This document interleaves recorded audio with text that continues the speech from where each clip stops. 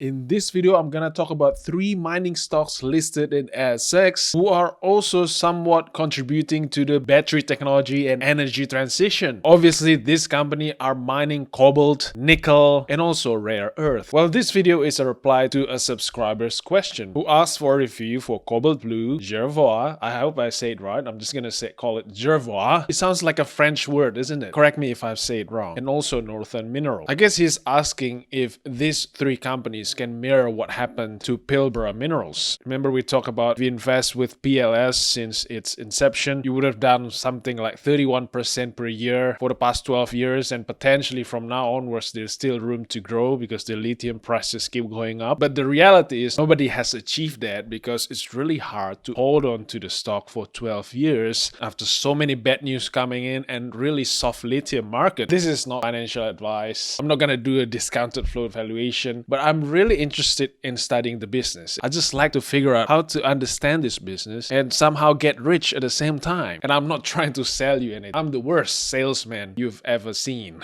So this is the share price chart for Cobalt Blue. Just by looking at it, it seems like with its market capitalization around 240 million, they haven't reported net profit yet. And this is the share price chart with Jervois, and it's been listed since 1999. So you can go through the past annual report since 1999 and figure out what's been happening for the past 23 years. Based on September 2021, Jervois has a market capitalization of about $800 million.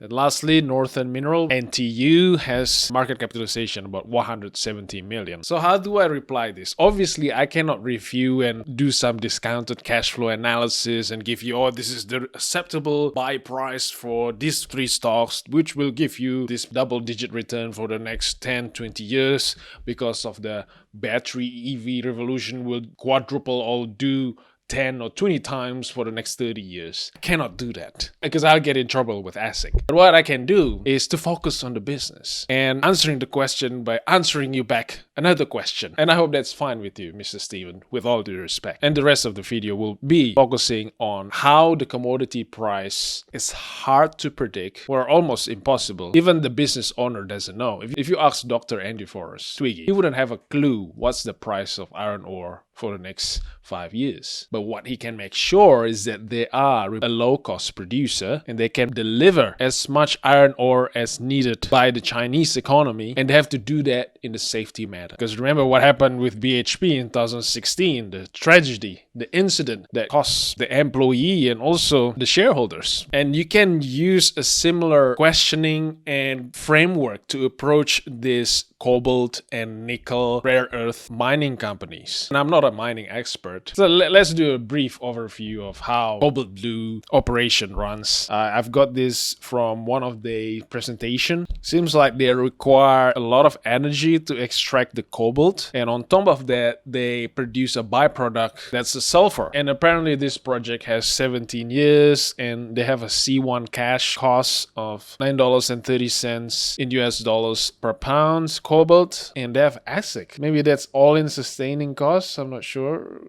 It's somewhere around $12.10. The expected annual production is about 3,500 tons cobalt as cobalt sulfate, and annual production of 300,000 tons of sulfur. So they make almost 100 times more sulfur doing this operation. This is where it gets interesting. In any business, market share is really important, especially with commodity as well. For example, with iron ore, Australia has a lot of leverage. I think our contribution of iron ore to the world's economy is massive. I think it's at least 60 or 70%, maybe more. This presentation comes from Cobalt Blue presentation, and they mentioned that Cobalt Blue operation, the only one in Australia apparently, can produce 5,000 tons of cobalt. That is way smaller than the major producer, that is China. China has a competitive advantage because their logistic is way cheaper because it's inland, it's really close to where they manufacture the batteries. Other than that, we have Finland. I think Coca-Cola is another major producer of cobalt, and which we will talk about Jervois after this. But essentially, if if we add up all of this producer base in 2023, this is just an approximation, assuming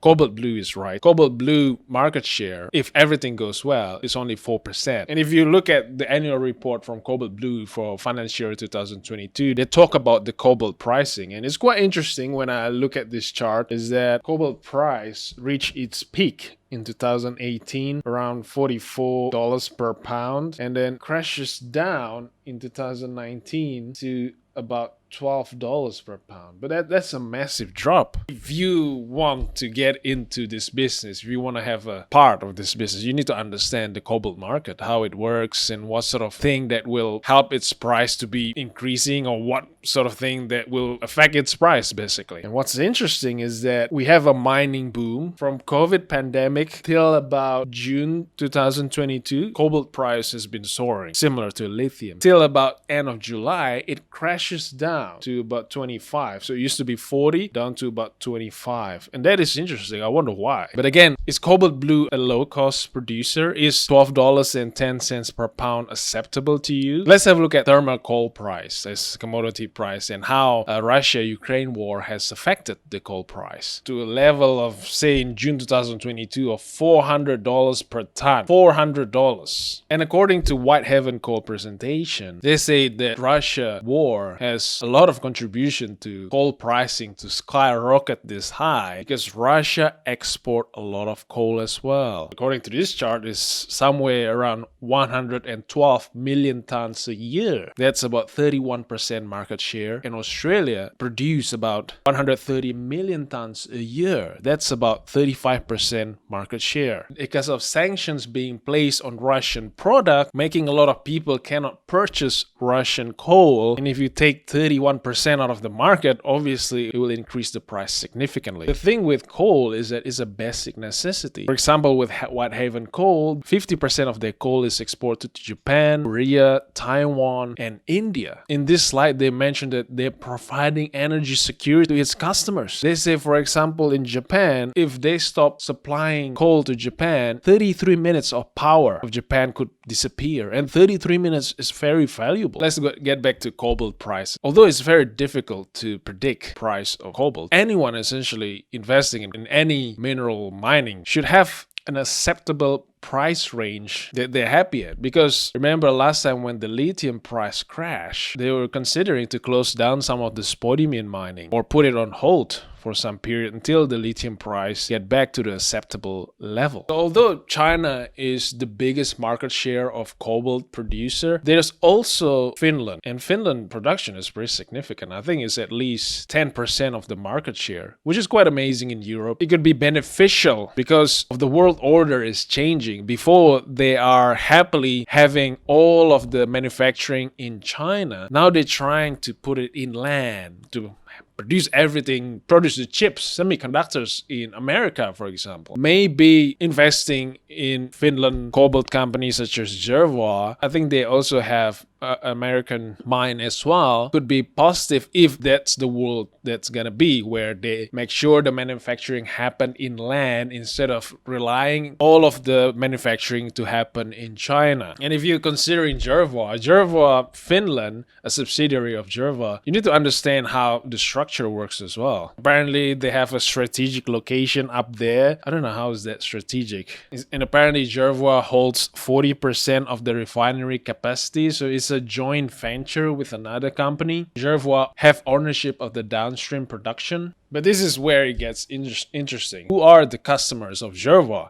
If we look at the revenue by the region, 48% goes to Asia, and 18% goes to America, and 34% goes to Europe, Middle East, and Africa. And revenue by segment, those cobalt-based advanced materials were used 38% as batteries, and 43% as chemicals, catalysts, and ceramics, and 19% as powder metallurgy. So it seems like the way it operates right for now is that 48% goes to Asia. We can safely assume that it's China. So to wrap it up, thank you for the question, Mr. Steven. But evaluating a mining company is pretty difficult. So far I've seen is that all companies that somehow have relation to battery technology, just because it looks good in the marketing and it looks good for the investor to look at, oh, they have some sort of market share in the battery technology, but not really showing what competitive advantage that company has. For example, we talk about iron ore, and that Australia has the biggest market share. They have the lowest iron ore mining costs in the world, and that's their competitive advantage. And also with coal, Australia has 35% of total market share of coal production, and they are very needed. And because of the war, the price of coal just skyrocketing, and Australia happened to be one of the lowest costs of coal miners. It works out well for that company. Now, can we apply the same logic with cobalt? And on top of that, I haven't talked about the management. Can we trust this management that is running Cobalt Blue, Jervois, and Northern Minerals? Thank